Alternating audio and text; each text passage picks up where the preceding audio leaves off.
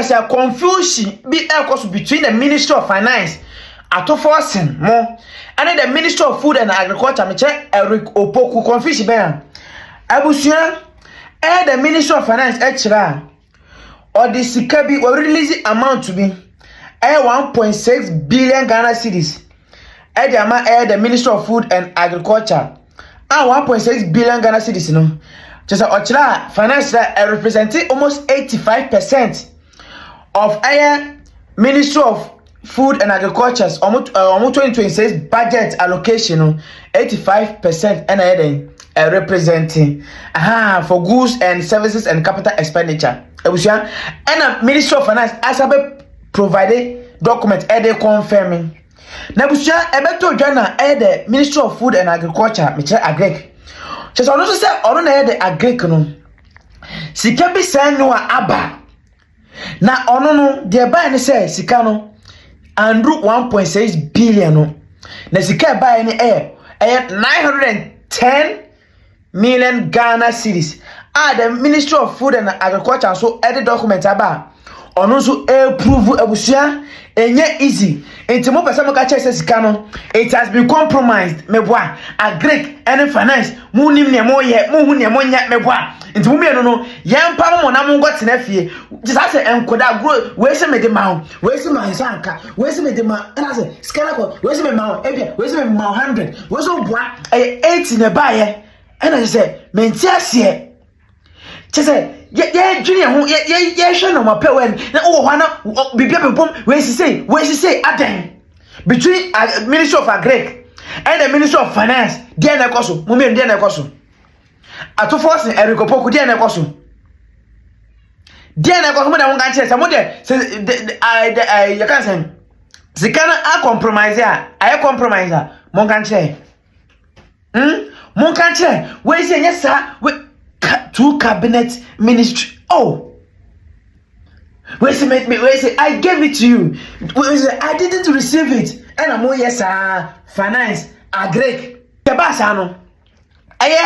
Agrek ministry o makasa netie uwia wonso de o wadwum no wonso kan entitie convention e koso no eno homa Agrek ministry so on tena homa the finance ministry en fa se mi se nyine en to Agrek ministry ni so enti omo so no krom no omo so omo ko omo no krom finance so document abe confirm na asema kan Agrek so akasa tie enti ensem ni bana yan krofo kan en krofo question na wo se tie ni to magana ko hu no kram mo na ye se bio asemu a enya no kram asemu a ye no kram no asemu a ye nya dance ni twebi e dia dance o trofo no to ni dance ni wado chi obi last year Ebra ehu se ekuafo no ba ye nuane ebuso ebro ebuso no Minister for Food and Agriculture Monyanfo Eric Opoku apply to the ministry say the budget allocation no dem man 100 million no fanto nuane na ebuso se na be ekuafo a omabre no omobre enyekwa 500 million e baye ye the National Football Pastor Company omo sha say omo to nuane omo sha se na omo call market no omo say no enuane na eguo no 100 million no crowd there and so baby and the Minister for Food and Agriculture sa cabinet in 24% at least in Ghana be 500 million po because estimation of the buy say Ghana be here no less than 500 million I bet me up to 10 years a growing more bush in the market acquire no cabinet approving 200 million and it was published 2025 a year November and a publish here graphic online published because cabinet approved say young for 200 million empama National Food Pastor Company no mon fanto nuane no a share ni mu you know katin state canon konkoto Ministry of Food and Agriculture futumu state canon konkoto National Food Pastor Company futumu and it's a minister because we are approve state canon to release state canon the baby state canon ewa himfa you know katin National Food Pastor Company Esika de 100 million omo dia to miane no yen na be dia dance say ekuafo da susu because enyane ne bebre e wo ho no dem central for ne Ghana for National Football Pastor Company omo headquarters e wo cantonment ye ye betini akọ yen ko bi say ye Georgia Bredu any National Football Pastor Company say that 200 million no finance ministry say dey amamu no scan mo saka ne da ben na scan mo dia ye den sika no kroye wo dia no to nchen a minister SH mu say ofa a bit say irrigation afi wa release the car so 110 million Ghana cedis and odama irrigation yemfa enya irrigation infrastructure but okokore online kata a letter of authorization odama Ministry of Agric so betting ya spend a year on a year irrigation infrastructure between January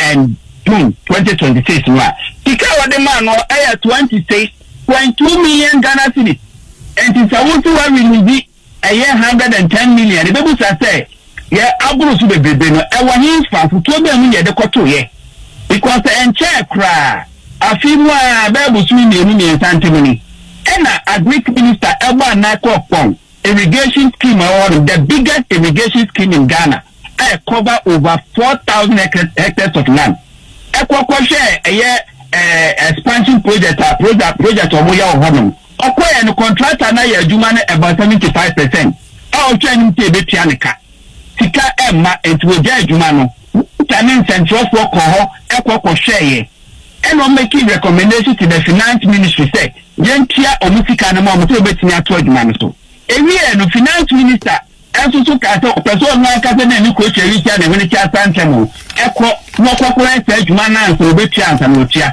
all na ka za tu ka ko ho no and it also release 110 million obi okofa 2026 budget one budget a year finance minister approve here say yamfanya irrigation infrastructure 105 million Ghana cedis but the deputy minister said between January and June we release release 110 million Ghana which is far higher than the approved budget one maybe you dey see here impossible I was say Ghana for nyina hu no kra ewu okofa entokwan ketenkete eya no kra tika ya approve say ya dia entokwan ketenkete no is about 244 million to kai no but great power the man agric minister I was table and say between January and June obetinya spend only 36 million for entokwan ketenkete and it also release 244 million na difference in the business say na tax cano e wa hinfa e wa table obi okofa 2025 na e wa send ka farmer service centers no per abanji shemu na wo send ketimi si maku 50 but entiment ba akukura because let's can ho minister for agric wan ko jina ba dia complain da afia team wono e na ban to approve the card amount to approve so wa tro ha Wachete Farmer Service Center, called the man 172 billion Ghana cedis. And one ministry needed to media ayajuma. And he said to carry down not over to 1.6 million. So the suppliers and contractors are Minister of Finance, Minister of Agric, and Omuya Jumano. Omuba Bedaka, Omuba Satenet Kano Hefa. The Tia Tekwa Esu, the Omuya ne, Amu, Abu Ayantoye. I said the group practical radio to media agric minister term. I think say this kind of agric minister and we releasing. But the reality is that any no to coming na ma do ye. Me no ka say a friend a controller department ya chim say we baby anyame adoma next week. And I start 200 million Ghana cedis wa. Cabinet approve here in 2025 November go so minimum say yam former national football factor ko to dia no. Ebi anyame aba next week remember release kano. But a very deputy minister can or can we tell that can you really good at that? It is really good at that. They see that controller a cat to be a nice economic business can. And see a idea was a magana for you who can move. So the next will be any flow, will be any south, the Onomonan Ferry Copoco, or better to offering, Wako radio to be brave. Nano Kano at Empire FM, Wako TV, so I press conference and who will be brave. When you know baby and Kanta, such finance minister, ministry, who do many. Because the budget we first come and on kind baby other. Never Mr. Koba say finance ministry no 18 mekagu from say Medica 1.6 billion at the amount within 6 months. Linear I was able to manage me. And Kabaya unprecedented. Say Abandi Baba na the budget allocation for the whole year within 6 months, first 6 months, what now really 85% of the budget allocation, and Kebeya unprecedented and Kebeya credit to this government. And I know very much that 2026 budget allocation, say I'm part finance ministry, I really need 1.6 billion, I representing 85%. And can you man go the Brew and can ministry between ye? As I said, you look at it. Oko Bechin. About last year, and I'm a penny my mother's also from El Bechin chicken and meat processing factory. It's okay, pa. Imagine me 1 year, and see, I'm a penny very new say. Yami Aduma Busumi Baku a film in November. Okwa commission. None of my penny state of the nation address. Also, over the contract a year arrangement, payment arrangement, almost around October 2025. By December, 4% Ministry of Finance and releasing Sikanumu 20% Edema contract.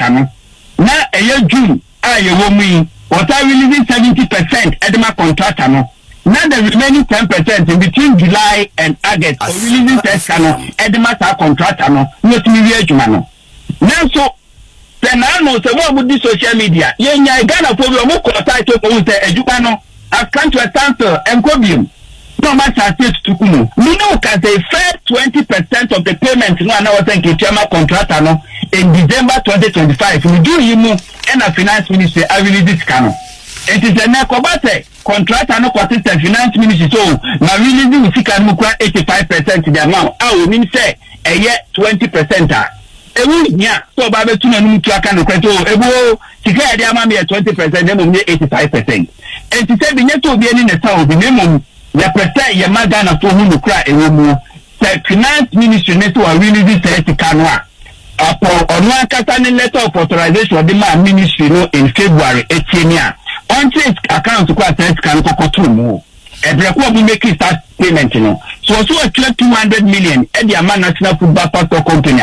The payments can you share the to one account to food Minister of Food and Agriculture account to one the Koto National Football Pastor Company account to scan here the Koto muta paying. You to know and here the record in a yesterday state based on the correspondence the Free Ministry of Finance Nakasa dia back authorized here or directed the Ministry of Food and Agriculture said cannot spend more than a year this amount within this period of time. Now, so one man fine say between June and July, between January and June, or Sato was spending more than 900 million. Now later what's about over a crown, or later they buy any one casa a year budget allotment now they buy any but on spending more than 432 million. It is only 1.6 billion. Can ever that is the question you want to hear. Now, said you discover to a great ministry football and a minister no asna so and now say the to National Football Pastor for account to no tanto and the animal crapon how more and I said you must not when the crapo is so more academic or more academic. Said the Bayer El could be say Magana for now said the chairman you do any thing you need someone you need our and Kenyan bonus what. Say a bit my man, some of us are young minister, young training the Yakotono, young training Magana for who the chairman, because deputy minister no Kaka minister or one cashe. A brown who started the man social media, a pushy agenda, a great ministry cut off one, young cashe. I told you, won't say, you really another document, you didn't PPR or year. Publication. The Koban time be something pensiona. You said you so tap on Senya Wadiwo. I was saying to the 2 minutes 15. Nine Krataya in the Amedia Guabontin. Finance Minister bet Nababonta Bekara Tankrata Wineya. And your minister and a sign. Yampasa Krata, we are Pamamontano Crack. Say Yamamo a year letter of authorization. I shall say. Don't spend this amount, don't spend this amount, you spend this amount. Only Nababonta between Senya Crack. Now said you 2 million.